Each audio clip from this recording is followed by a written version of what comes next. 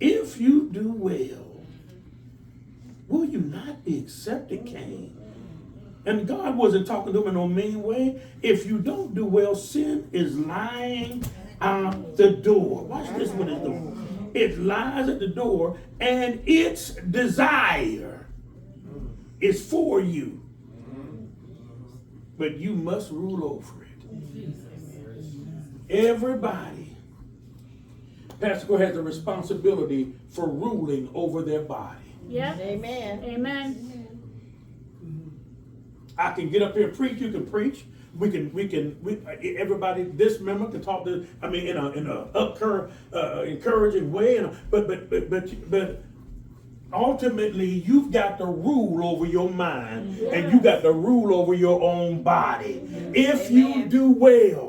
See, this thing is not, I'm closing. This thing ain't rocket science yet. If you do well and want to serve God, you're going to be blessed. That's all it is to it. If you choose not to serve God and go the other way, I don't care. You can blame everybody all you want to. It's your fault. Because you chose, when they knew God, they glorified him not as God.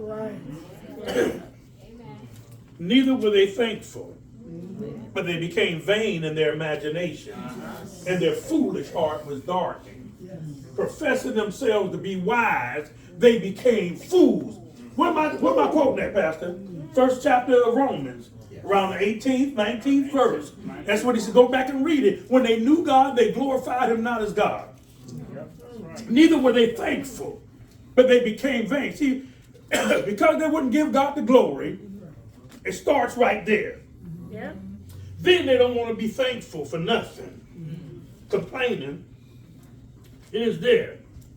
Then they don't want to serve God. They don't want to worship God. Don't want to be thankful, but then it starts to affect the mind. Their foolish heart was darkened, professing themselves to be wise. They became fools. So they professed themselves to be wise in their own minds.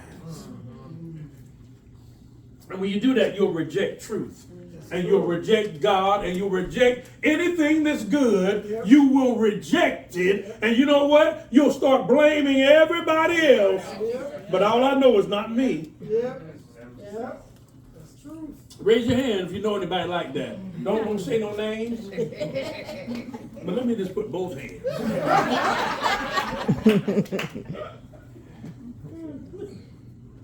And so you know what it did? It built up. Cain said, come on out here.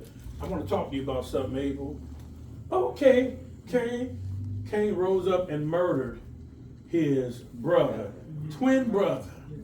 Murdered his twin brother in the field because of, listen, you said it, jealousy. Envy. People will dig a ditch for you. Yes, they will.